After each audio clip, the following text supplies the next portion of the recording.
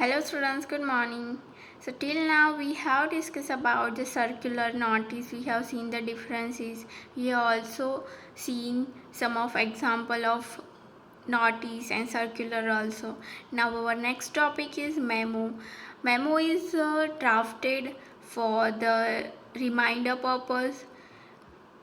For example कोई purchase department है तो वहाँ से किसी ने परचेस किया है तो एज अ रिमाइंडर पेमेंट बाकी है तो उसके लिए मेमो सेंड किया जाता है ताकि वो डॉक्यूमेंट देख के जो परचेज़र है उसका पेमेंट कर सके। और दूसरी वे में भी वो ड्राफ्टेड होता है, वो इनफॉर्मली फॉर्मली भी होता है। उसके सारे कैरेक्टरिस्टिक हमने पहले डिस्कस किए थे। नाउ उसका फॉर्मेट देखेंगे हम और देन उसके एग्जांपल्स देखेंगे। ओके, तो यहाँ पे हमें फॉर्मेट दिया गया है कि किस फॉर्मेट में वो ड्राफ्ट होता है, तो फर्स्ट वो डिस्कस करते हैं। ओके, तो यहाँ पे फर्स्ट है नेम ऑफ द कंपनी। तो नेम ऑफ द कंपनी मतलब कि हेडिंग हुआ वो हमारा, और यहाँ पे किसका नेम मेंशन होगा, तो ये जो भी मेमो ड्राफ्ट कर रहा है उसका नेम यहाँ पे मेंशन होगा। ओके, देन 2, तो जिसे मेमो ये ड्राफ्ट सेंड होने वाला है तो उसका नेम और उस डिपार्टमेंट का नेम यहाँ मेंशन होगा। देन सेंड थ्रू, तो सेंड थ्रू मतलब किस मीडियम से, किस एक्सचेंज से ये सेंड हो रहा है। Then reference number, then date. तो ये एक सीक्वेंस में होते हैं। यहाँ पे ये प्रिंटिंग प्रॉब्लम है दैट्स वाई ये हुआ है, अदरवाइज ये एक सीक्वेंस में होते हैं, वो कंसिडर करना है। यहाँ पे भी एक सीक्वेंस होता है बट ये प्रिंटिंग प्रॉब्लम है तो आप लोग ध्यान रखना कि एक सीक्वेंस में हो। देन रेफरेंस नंबर और राइट साइड पे डेट मेंशन होती है, तो डेट जिस डेट पे ये सेंड होने वाला है उस डेट वो डेट यहाँ पे मेंशन होती है। देन हमारा आता है सब्जेक्ट।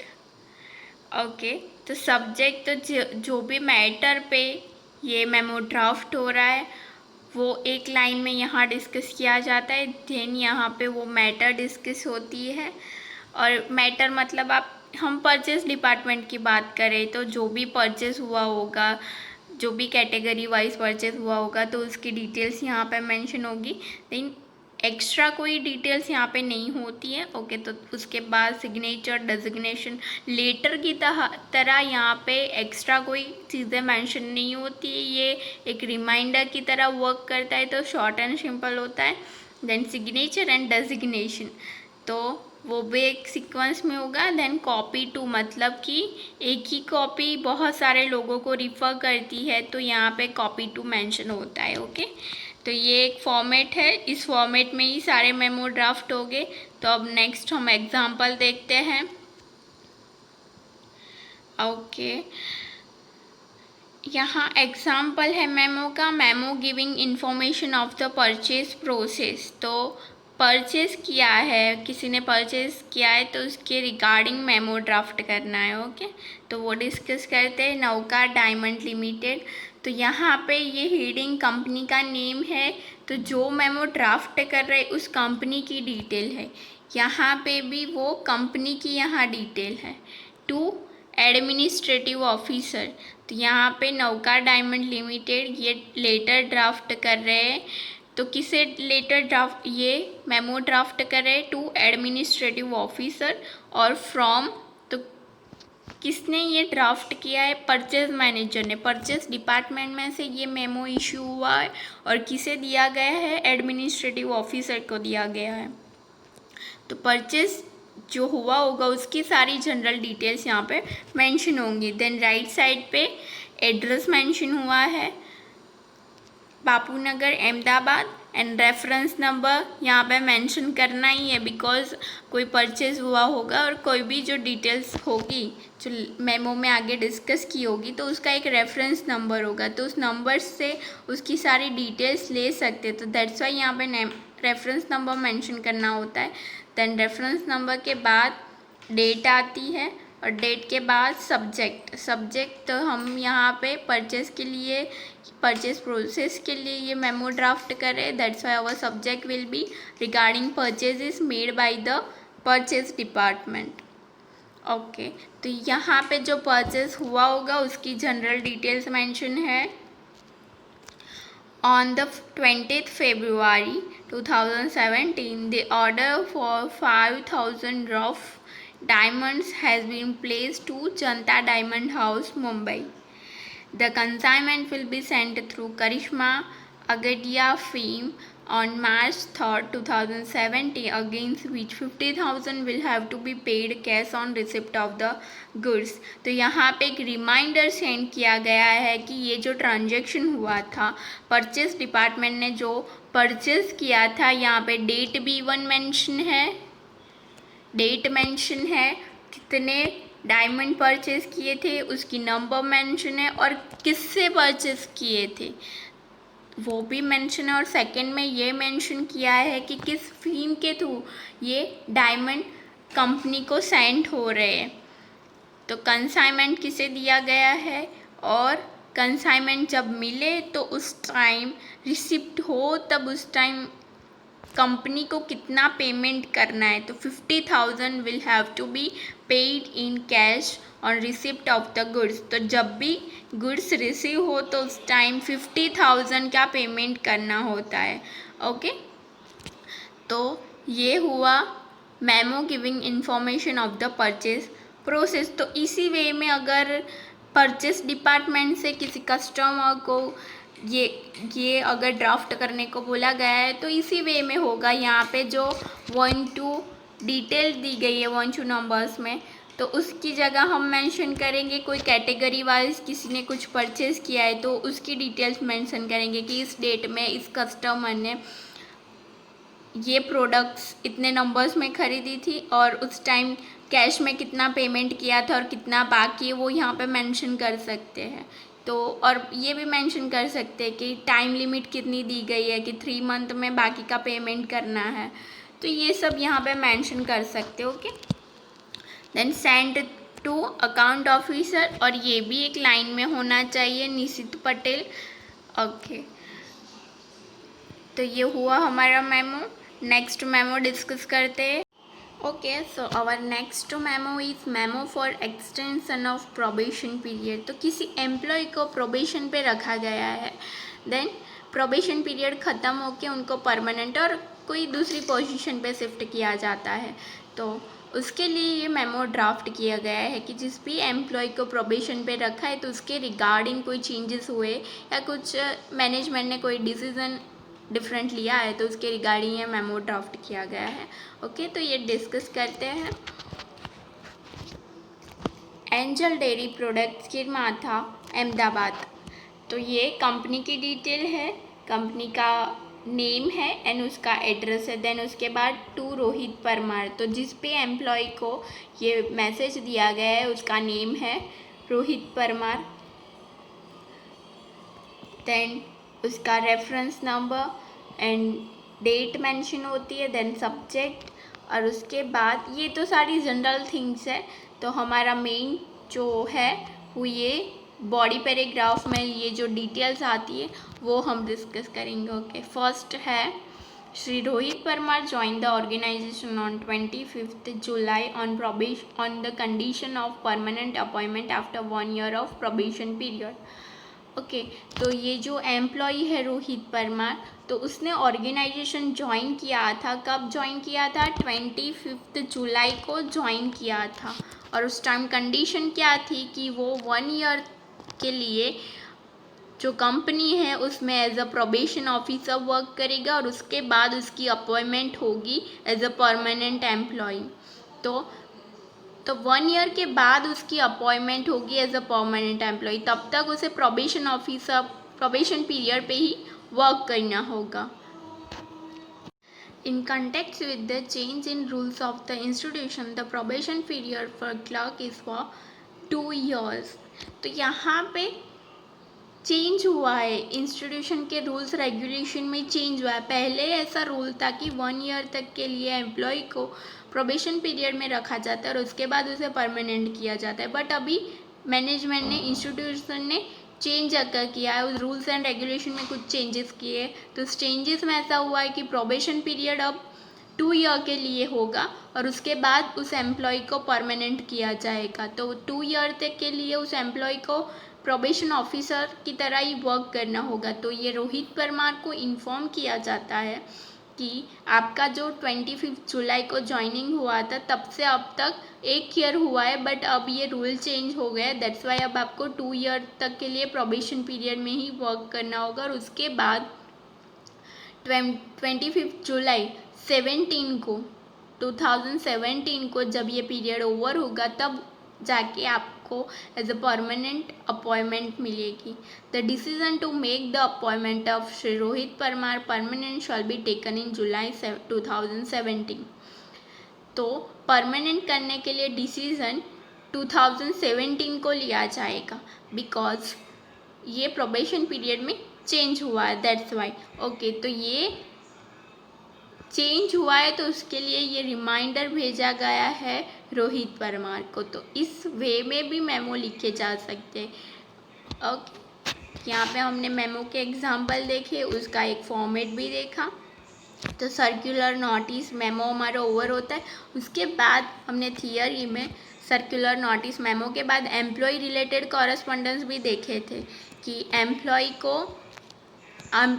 के साथ भी बहुत सारे कंपनी के कॉरेस्पॉन्डेंस होते हैं। उसके फर्स्ट डे से लेके लास्ट डे तक, एम्प्लॉय के फर्स्ट डे से लेके लास्ट डे तक उसके साथ बहुत सारे कॉरेस्पॉन्डेंस होते हैं। जैसे उसका इंटरव्यू होता है, उसका रिटन टेस्ट होता है, फिजिकल टेस्ट होता है, उसके बाद मेडिकल टेस्ट होता है, उसके बाद उसकी अपॉइंटमेंट होती है, प्रमोशन होता है, डिमोशन होता है, वो रिटायरमेंट लेता है, VRS लेता है। तो बहुत सारे कॉरेस्पॉन्डेंस है।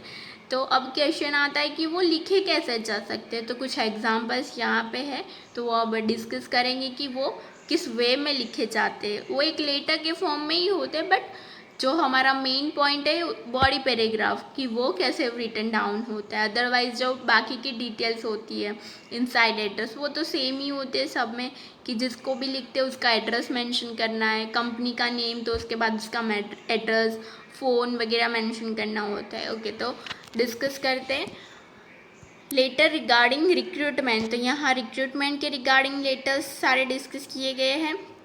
तो फर्स्ट एग्जाम्पल है letter informing to remain present in the written test. तो आपने किसी पोस्ट के लिए इफ अप्लाई किया है, तो जब आप शॉर्ट लिस्टेड होते हैं तो उसके बाद आपको शॉर्ट लिस्टिंग के बाद आपको रिटन टेस्ट के लिए बुलाया जाता है। तो वो टेस्ट में अगर आप वो क्लियर कर लो तो उसके बाद फिजिकल इंटरव्यू होता है, उसके बाद आपका इंटरव्यू लेते हैं, पहले रिटन टेस्ट लेते हैं कंपनीज। ओके, तो उसके लिए आपको इन्फॉर्म किया गया है कंपनी के थ्रू कि आपको रिटर्न टेस्ट के लिए आपको प्रेजेंट रहना है। तो वो हम लेटर कैसे लिखेंगे, तो पहले तो कंपनी का हेडिंग लिखेंगे, उसके बाद एड्रेस, देन कम्युनिकेशन के लिए फ़ोन नंबर, ईमेल, फैक्स, वो सब लिखेंगे। और उसके बाद इनसाइड एड्रेस, मतलब कि जिस कैंडिडेट को हम भेज रहे उसका एड्रेस मेंशन करेंगे। और उसके बाद सब्जेक्ट, तो written test for the post of account officer, और जिस भी पोस्ट के लिए इंटरव्यू होने वाला है, जिस भी पोस्ट वैकेंट है उसके रिगार्डिंग हम लिखेंगे। उसके बाद सैल्यूटेशन डियर सर मैम, और उसके बाद हमारा बॉडी पैराग्राफ स्टार्ट करेंगे। तो वहाँ पे हम ये मेंशन कर सकते हैं कि आपने कंपनी में जो एप्लीकेशन दी थी इस पोस्ट के लिए, तो उस एप्लीकेशन के लिए उस वैकेंट पोजीशन पे आपकी प्रोफाइल को शॉर्टलिस्ट किया जाता है। तो वो हमारा फर्स्ट पैराग्राफ होगा।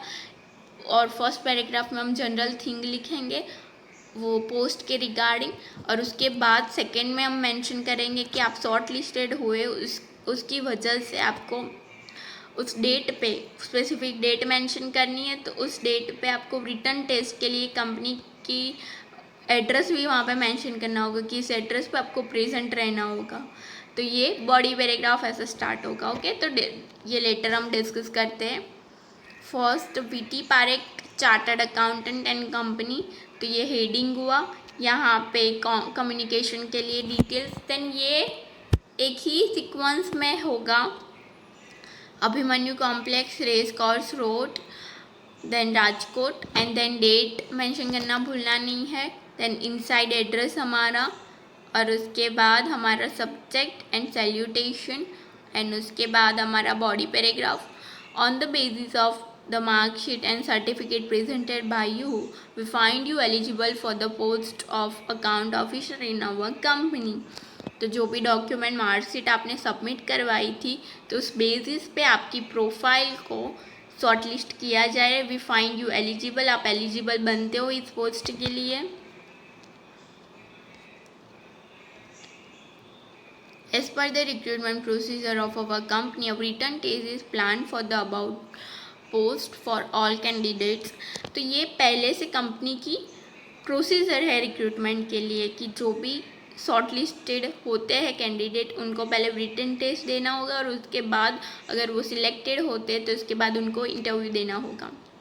The written test will have objective question. तो यहाँ पे रिटन टेस्ट की डिटेल दी गई है कि रिटन टेस्ट जो होगा उसमें किस वे में होगा, तो ये डिटेल्स दी गई है ताकि जो कैंडिडेट है वो प्रॉपरली प्रिपेयर कर सकें. The written test will have objective question of 200 marks. This test will include general knowledge, knowledge of accounting और computer and other issue related to accounts. The written test will be of 2 hours. Successful candidate will be called for personal interview. Detail of the written test are as follows. तो ये general things थी और उसके बाद जो main important thing होगी कि date क्या होगी, टाइमिंग क्या होगी, वेन्यू क्या होगा, वो हमें एक ब्रैकेट करके एक पूरा स्क्वायर बना के हमें ये सारी जनरल, ये जो मेन इम्पॉर्टेंट थिंग है वो मेंशन करनी होगी. डेट एंड डे, तो मतलब कि किस डेट पे होगा ये. देन टाइमिंग मेंशन करनी होगी, AM PM मेंशन करना भूलना नहीं है. वेन्यू, प्रॉपर वेन्यू होना चाहिए ताकि कैंडिडेट को उस वेन्यू फाइंड करने में कोई प्रॉब्लम ना हो.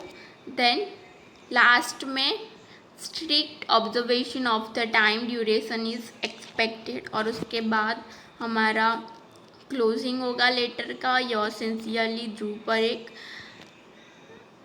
एंड नॉट यहाँ पे मेंशन की गई. Candidate has to remain present for written test at his or her expense. तो नॉट मतलब कि ऐसी कोई चीज़ है जहाँ पे आप कैंडिडेट का अटेंशन सीख करना चाहते हो, तो एज अ नॉट आप मेंशन कर सकते हो कि कैंडिडेट जो प्रेजेंट होगा उसको अपने एक्सपेंस पे वेन्यू पे पहुंचना है. कंपनी उसके लिए कोई कॉम्पेंसेशन नहीं देगी. ओके, तो ये लेटर हमने डिस्कस किया. Letter informing to remain present in written test. उसके बाद नेक्स्ट रिक्रूटमेंट के लिए नेक्स्ट दूसरा लेटर है, letter informing to attend personal interview. तो पहले हमने कैंडिडेट ने जो एप्लीकेशन दी थी उसके बेसिस पे शॉर्टलिस्ट प्रोफाइल की, उसके बेसिस पे उसको रिटन टेस्ट के लिए इन्फॉर्म किया. नाउ रिटन टेस्ट में जो भी कैंडिडेट ने वो एग्ज़ाम क्लियर की होगी, मेरिट में आए होंगे, उनके बेसिस पे उनको पर्सनल इंटरव्यू के लिए कॉल किए जाते हैं, इंफॉर्मेशन दी जाती है, कॉरेस्पॉन्ड किए जाते हैं. ओके, तो उसी रिगार्डिंग ये लेटर है जो डिस्कस करते हैं हम. कावेरी कम्युनिकेशन सेंटर, यहाँ पे कॉरेस्पॉन्डेंस के लिए डिटेल्स, यहाँ पे कंपनी का address, date, inside address, subject, salutation and हमारा बॉडी पैराग्राफ स्टार्ट करेंगे हम अब. In reference to your application dated 25th June 2017 regarding assistant officer, we let you know that your qualification and experience are suitable to the post. You are requested to appear before the selection committee for a personal interview on July 2017 Thursday at 1:30 PM at our head office. यहाँ पे direct बोला है कि जो भी आपने application दी थी उसके बेसिस पे आपको पर्सनल इंटरव्यू के लिए कॉल इन्फॉर्म किया जाता है.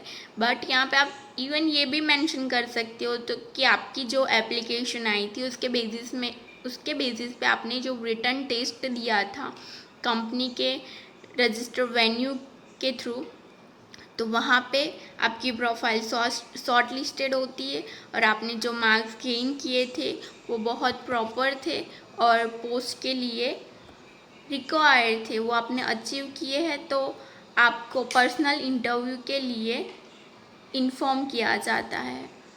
रिक्वेस्ट किया जाता है, तो आप इस वे में भी मेंशन कर सकती हो। और यहाँ पे ये जो time, date and venue mention किया गया है वो आप पहले जो ब्रैकेट में मेंशन किया था, स्क्वायर बना के मेंशन किया था, उस वे में भी कर सकते हो, तो वो प्रॉपर दिखेगा। तो आपको क्या करना है, डेट, टाइम, वेन्यू मेंशन करना हो तो ऐसा एक प्रॉपर ब्रैकेट बना देना है और ऐसे मेंशन करना है।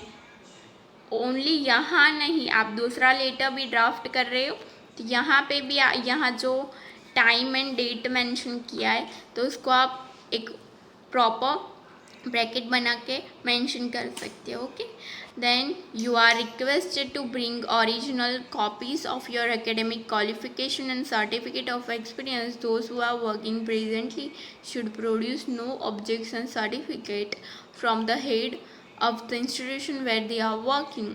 तो जब आप पर्सनल इंटरव्यू के लिए आओ तब आपको क्या क्या और प्रिपरेशन करनी होगी तो उसके रिगार्डिंग भी आप मेंशन कर सकते हो लास्ट पैराग्राफ में कि आपको क्या क्या डॉक्यूमेंट अपने साथ ब्रिंग करने होंगे। इफ़ आप जॉब करते हो तो एनओसी सर्टिफिकेट भी अपने जो पास्ट कंपनी थी उसके थ्रू लाने होंगे।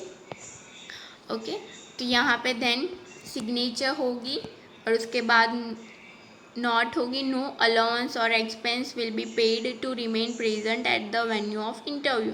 तो इंटरव्यू के लिए भी जब आप आओ तो अपने एक्सपेंस भी आना है, कंपनी उसके लिए कोई कंपेंसेशन नहीं देगी। Now our next letter is letter regarding appointment. तो रिटर्न टेस्ट के बाद इंटरव्यू हुआ, इंटरव्यू कंडक्ट करने के बाद जो भी कैंडिडेट सिलेक्ट हो गए उनको उनकी अपॉइंटमेंट होती है तो उसके रिगार्डिंग करस्पॉन्डेंस किया गया है। तो वो किस वे में होगा वो डिस्कस करते हैं। यहाँ पे कंपनी का करस्पॉन्डेंस के लिए डिटेल होगी, यहाँ पे एड्रेस, यहाँ पे inside address, subject regarding appointment of assistant manager post mention की है। Then dear sir ma'am, and then हमारा body paragraph, we are pleased to inform you that you have been successful in the written test conducted on 28 February 2017 by our company for the post of assistant manager and thereafter the personal interview too. We congratulate you on being appointed to the said post. तो यहाँ पे जो candidate है उसे written test के लिए inform किया गया था, उसने उसको अपीयर भी किया और उसके बाद पर्सनल इंटरव्यू को भी फेस किया और दोनों में उसका सिलेक्शन हुआ है। दैट्स वाई वो जो सेड पोस्ट थी उसके लिए एलिजिबल है और उसे अपॉइंट किया गया है। Your appointment is subject to the following condition. तो अपॉइंटमेंट के लिए कुछ कंडीशन है, उसके बाद ही वो फाइनलाइज्ड होगा, वो फुलफिल हो उसके बाद ही उसे फाइनलाइज किया जाएगा अपॉइंटमेंट को। Your probation period will be of 1 year from the date of assuring your duty. Your appointment will be made permanent if your performance is found satisfactory during the period. मतलब कि जिस भी time आपने ये interview face किया उसके बाद आप एलिजिबल बनते हो तो उसके बाद आपकी अपॉइंटमेंट होगी, वो एज अ प्रोबेशन ऑफिसर होगी, प्रोबेशन पीरियड के लिए होगी, वो 1 year का होगा और जब भी वो पीरियड ओवर होगा तब आपकी परफॉर्मेंस का एनालिसिस किया जाएगा और इफ़ आपकी परफॉर्मेंस एलिजिबल होगी, सेटिस्फैक्ट्री होगी, तभी आपको परमानेंट उस पोस्ट के लिए किया जाएगा, अदरवाइज आप प्रोबेशन पीरियड पे ही वर्क करोगे। ओके, तो ये हुई first condition. Then you have been appointed in the grade of 9,000, 525, 13,000। तो 9,000 आपकी फर्स्ट सैलरी, फर्स्ट टाइम जो सैलरी होगी वो 9,000 से स्टार्ट होगी, उसके बाद 525 का इंक्रीमेंट दिया जाएगा और वो इंक्रीमेंट 13,000 तक हो सकता है। Okay, You shall be entitled to get other allowances and leaves on completion of the probation period. तो फर्स्ट टाइम जब आपकी सैलरी स्टार्ट होगी तो वो 9,000 से होगी और इंक्रीमेंट आपको 525 का दिया जाएगा और उसके बाद जब भी आपका प्रोबेशन पीरियड ओवर होता है तो उसके बाद आपको extra allowances, home allowances, car allowances जो एक्स्ट्रा होते हैं वो आपको दिए जाएंगे। बट प्रोबेशन पीरियड ओवर हो जाए तब। You shall have to present yourself with an acknowledgement letter before our manager on or before 13th March 2017 till 12 PM। तो मतलब कि आप जब भी इस जॉब को कंफर्म करना चाहो तो उसके लिए आपको एक्नॉलेजमेंट लेटर कंपनी को देना होगा, और उसकी टाइम लिमिट क्या है, 13 मार्च तक आप एक्नॉलेजमेंट लेटर कंपनी को सेंड ऑन कर सकते और अपनी जॉब सिक्योर कर सकते। Then best wishes your sincerely Samuel D'Souza. तो यहाँ पे सिग्नेचर मेंशन होती है और यहाँ पे हमारा लेटर ओवर होता है, और उसके बाद लेटर रिगार्डिंग प्रमोशन, तो अपॉइंटमेंट हो जाए उसके बाद उसका परफॉर्मेंस देख के उसको प्रमोट किया जाता है। तो प्रमोशन लेटर कैसे लिखा जाता है वो डिस्कस करते हैं। Model letter regarding promotion, Mehta brothers, company का नेम, एड्रेस, यहाँ पे डेट, उसके बाद inside address, subject and salutation. We are very pleased to inform you that you have been promoted from your present designation to the head of the account department। उसकी जगह आप ये भी mention कर सकते हो कि अभी आप करेंटली जो भी वर्क कर रहे हो तो आपकी परफॉर्मेंस बहुत अच्छी हो रही है और पिछले 6 मंथ से आप लगातार डेवलप कर रहे हो अपने आप को, और इवन कंपनी के डेवलपमेंट के लिए भी वर्क कर रहे हो। और उसके बाद आप ये मेंशन कर सकते हो कि आपकी परफॉर्मेंस को देख के एनालिसिस करके आपको उस पोजीशन से लेकर इस पोजीशन पे प्रमोट किया जाता है। As per the policy of company, the employee who achieve additional academic qualification और technical qualification set by the company within 5 years of service is highly rewarded by the company. तो यहाँ पे company की policy discuss की गई है कि company की ये पॉलिसी थी कि उस जो भी एम्प्लॉई अपने 5 ईयर की सर्विसेज में एक्स्ट्रा एकेडमिक क्वालिफिकेशन अचीव करता है और एक्स्ट्रा टेक्निकल क्वालिफिकेशन अचीव करता है तो उस एम्प्लॉई को एक्स्ट्रा रिवार्ड दिए जाएंगे, और वो रिवार्ड में भी प्रमोशन भी हो सकता है, सैलरी इंक्रीमेंट भी हो सकता है। You have been promoted to the manager of accounts department as the additional qualification you have obtained and experience you have gained the policy of our company. You have been appointed for the above post from the 10th December 2017. Information regarding change, terms and condition of services, new pay scale and other allowances etc. are given in the letter enclosed. You are requested to assure duties from the date of mention in the letter. Best wishes, then signature।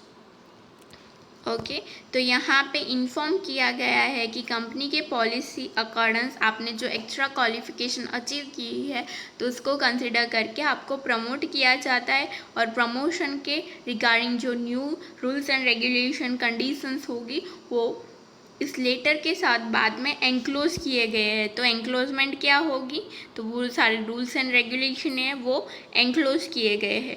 उसका पे scale क्या होगा वो भी details enclosure में दी है।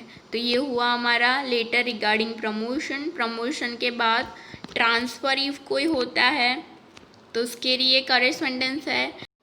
First Sabar finance limited, company की details, telephone number, mobile number, then address, inside address, date, subject, salutation and then body paragraph. In reference to the above mentioned subject, we inform that you have been transferred as senior clerk to the finance department from your current position of senior clerk in administrative department effective from 10th May 2017। यहाँ पे directly कहा है कि आप जिस position पे work कर रहे थे एडमिनिस्ट्रेटिव ऑफिस में, आप सीनियर क्लर्क की पोस्ट पे थे, तो उस डिपार्टमेंट से ट्रांसफ़र करके आपका ट्रांसफ़र दूसरे डिपार्टमेंट में उसी वर्क पे मतलब उसी टाइप का वर्क है, सीनियर क्लर्क है उस, बट आपका डिपार्टमेंट चेंज हुआ है, तो उसके रिगार्डिंग ये करस्पॉन्डेंस किया गया है। इफेक्टिव फ्रॉम 10th मई, तो जनरली ट्रांसफ़र जब होता है तो उसके बहुत सारे डेज पहले एम्प्लॉय को इन्फॉर्म कर दिया जाता है। तो ट्रांसफ़र किस डे से इफ़ेक्टिव होगा? 10th मई 2017 से इफ़ेक्ट होगा। और ये लेटर हमारा कब ड्राफ्ट हुआ था? 24 अप्रैल। और 10th मई को ट्रांसफ़र इफ़ेक्टिव होगा। तो ऑलमोस्ट 15 डेज पहले ये लेटर एम्प्लॉय को सेंड कर दिया गया है ताकि वो अपनी प्रिपरेशन स्टार्ट ऑन कर सकें।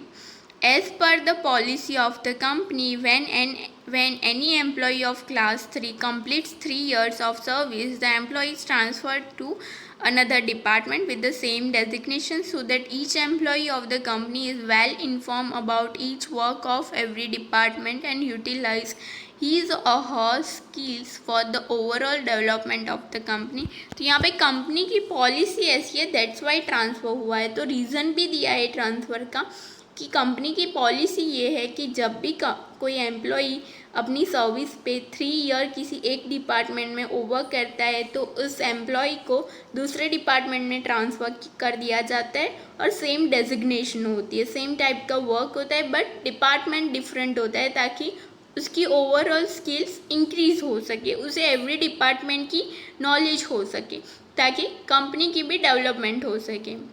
देन नॉट भी मेंशन की है, note that no changes applicable in terms and condition of service and pay scale. तो पे स्केल में कोई चेंज नहीं हो रहा है, इवन टर्म्स एंड कंडीशन में भी चेंज नहीं हो रहा है, बिकॉज डेजिग्नेशन तो सेम ही है। आप इस डिपार्टमेंट में क्लर्क की तरह वर्क करते हैं और आपको दूसरे डिपार्टमेंट में भी भेजा जा रहा है तो वहाँ पे भी आपको क्लर्क का वर्क ही करना है। तो टर्म्स एंड कंडीशन वही है, पे स्केल भी इवन वही है। उसके बाद signature and copy to finance department. Then हमारा नेक्स्ट लेटर है module letter regarding demotion. Demotion मतलब कि आपका जब प्रमोशन होता है तो आपको हायर पोजीशन पे ट्रांसफ़र किया जाता है, वाइल डिमोशन में क्या होता है, लोअर पोजीशन में आपको ट्रांसफ़र किया जाता है।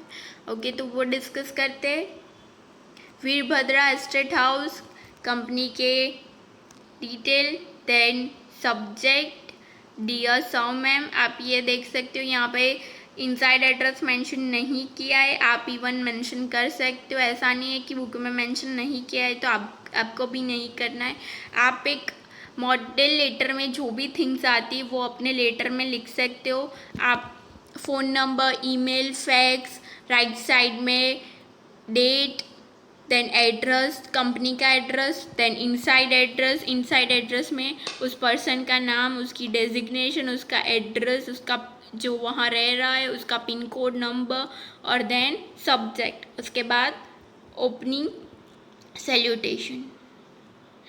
उसके बाद यू आर बॉडी पैराग्राफ हमारा आता है, you are place to the post of a junior accountant in you have been relieved from your present designation as a senior accountant with an immediate effect from 11th May 2017। This instruction is to be follow promptly.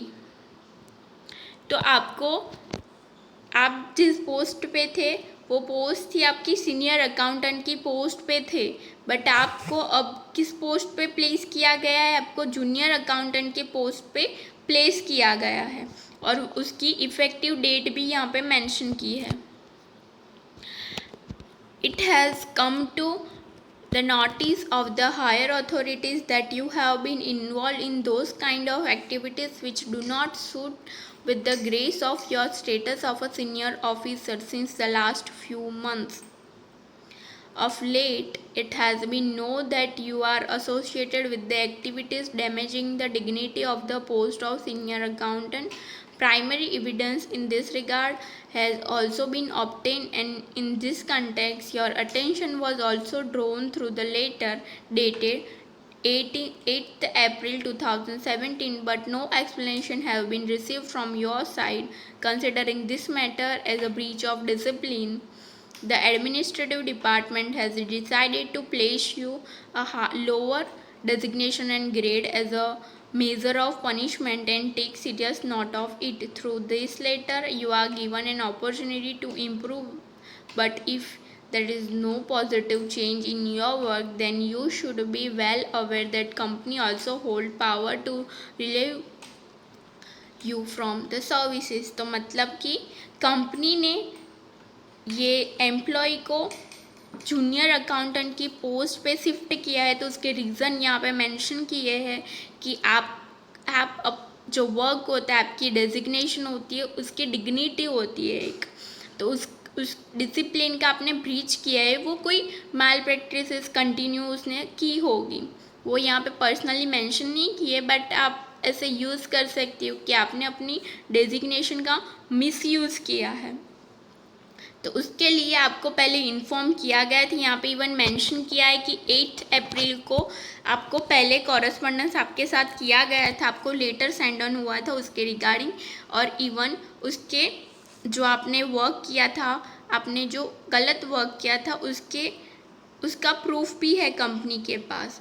तो आपके साथ पहले correspondence हुआ था, but उसके response में आपने कुछ एक्शंस नहीं लिए, कंपनी को कोई क्लैरिफिकेशन नहीं दिया, तो उसके रिगार्डिंग कंपनी ने ये एक्शन लिया है, आपको शिफ्ट किया है। तो अगर आप ये शिफ्टिंग पे भी आपने इसका पॉजिटिव कोई रिस्पांस नहीं दिया, कोई पॉजिटिव परफॉर्मेंस आपकी नहीं दिखी, तो फिर आप कंपनी आपको रिमूव भी कर सकती है उस पोस्ट से। If you wish you can clarify the matter in this regard to your HR manager within 3 days। तो यहाँ पे एक अपॉर्चुनिटी भी दी है कि आप इसके रिगार्डिंग क्लैरिफिकेशन भी अपने HR मैनेजर को दे सकते हैं।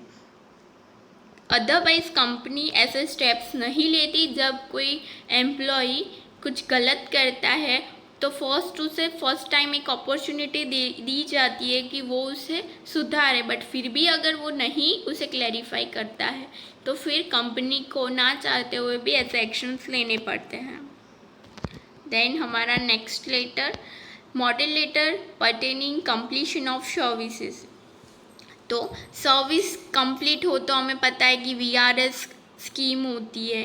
Then company even if demotion के बाद उस एम्प्लॉय को रिमूव भी कर सकती है, तो उस रिगार्डिंग भी इस रीज़न में कॉरेस्पॉन्डेंस हो सकते हैं। ओके, तो फर्स्ट डिस्कस करेंगे letter informing about completion of service. तो किसी एम्प्लॉय की सर्विसेज कंप्लीट हो जाती है, कंपनी की पॉलिसी होती है कि कोई एम्प्लॉय ज़्यादा से ज़्यादा 25 ईयर तक वर्क कर सकता है। तो किसी एम्प्लॉय ने ये ईयर्स कंप्लीट किए तो उसके बाद उसे इन्फॉर्म किया जाएगा। ओके, तो वो डिस्कस करते हैं कंपनी का नेम, कंपनी की detail, date, inside address, subject, completion of service, dear sir ma'am. Then हमारा बॉडी पैराग्राफ हम डिस्कस करेंगे। You are well aware that your appointment as a sales executive, which was sanctioned on contractual basis for the period of 2 years, expired on 13th November 2017। Okay, तो यहाँ पे ऐसे भी हो सकते, कोई प्रोबेशन ऑफिसर हो सकता है, कोई कॉन्ट्रैक्ट बेस पे किसी का सिलेक्शन हुआ था, तो कॉन्ट्रैक्ट होने के बाद उसको रिमूव किया जाता है। कॉन्ट्रैक्ट ओवर हो जाए, कॉन्ट्रैक्ट मैक्सिमम 3-4 ईयर्स के होते तो उसके बाद उस एम्प्लॉय को रिमूव किया जाता है, बिकॉज उस कॉन्ट्रैक्ट के बाद कंपनी को एम्प्लॉय की ज़रूरत नहीं होती है, बिकॉज कोई प्रोजेक्ट के लिए कंपनी को ज़्यादा एम्प्लॉय चाहिए। अब जब कॉन्ट्रैक्ट वो प्रोजेक्ट ओवर हो जाए तो कॉन्ट्रैक्ट ओवर हो जाएगा, तो उस कॉन्ट्रैक्ट के बेस पे उसको रिमूव किया जाता है, उसकी सर्विसेज कंप्लीटेड हो जाती है। तो उसके रिगार्डिंग ये है, your appointment was made to canvass and spread the products of the company in the 3 districts of the North Gujarat.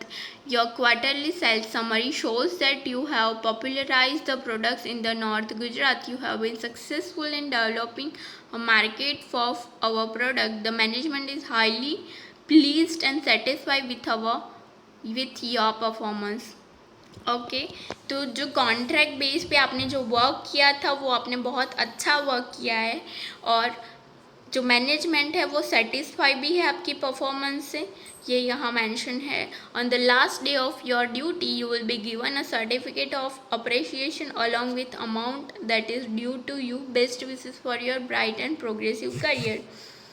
Okay, तो लास्ट डेट पे आपको सर्टिफिकेट दिया जाएगा फॉर द अप्रिसिएशन, उसके साथ साथ जो अमाउंट आपको ड्यू होती है वो भी आपको दी जाएगी, और ब्राइट फ्यूचर के लिए बेस्ट विशेस दी गई है, उसके बाद सैल्यूटेशन।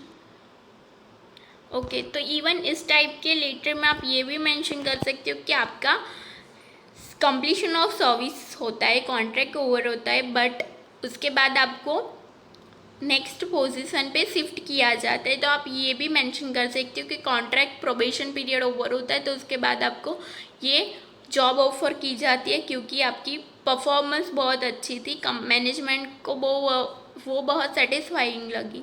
उसके बाद आपको कोई न्यू जॉब पोस्ट के भी ऑफर की जाती है। Okay, next is letter for compulsory retirement for services. तो वो किस सिचुएशन में होता है कि जब आप कोई वर्क कर रहे हो तो उसके साथ साथ आप माल प्रैक्टिसेस कर रहे हो, कुछ इथिक्स के अगेंस्ट जाके कुछ वर्क कर रहे हो, तब आपको कंपनी कंपल्सरी रिमूव करती है, तो वो लेटर डिस्कस करते। बॉडी पैराग्राफ हम डायरेक्ट डिस्कस करेंगे। Salutation then in the context of above mention subject a committee was appointed to make a departmental inquiry regarding the serious charges of financial malpractices made against you. As per the committee report, all charges have been proved, so an order has been issued to terminate your service with a immediate effect for compulsory retirement. It may be noted that on humanitarian ground, post-retirement benefit are not being curtailed. Okay, तो आपने जो अपने work में माल practices की थी, आपने company के ethics के अगेंस्ट जाके जो वर्क किया था, उसके लिए एक कमिटी अपॉइंट की गई थी और कमिटी ने ये डिसाइड किया है कि आपको इमीडिएटली अपनी जॉब से रिमूव किया जाए, और जो रिटायरमेंट के टाइम आपको जो बेनिफिट मिलने वाले थे, कंपनी जब आप छोड़ो तो बेनिफिट मिलते हैं, तो वो जो बेनिफिट मिलने वाले थे वो भी आपको नहीं मिलेंगे, बिकॉज आपने ऐसा वर्क किया है, जो गलत काम किया है, उसकी वजह से आपको कोई और एक्स्ट्रा बेनिफिट भी नहीं मिलेंगे और इमीडिएटली आपको अपनी जॉब वैकेंट करनी होगी। ओके, तो आज हमने सारे लेटर्स डिस्कस किए हैं। Letter regarding compulsory retirement, completion of service, promotion, demotion, transfer, then appointment, personal interview, written test, memo भी हमने डिस्कस किया,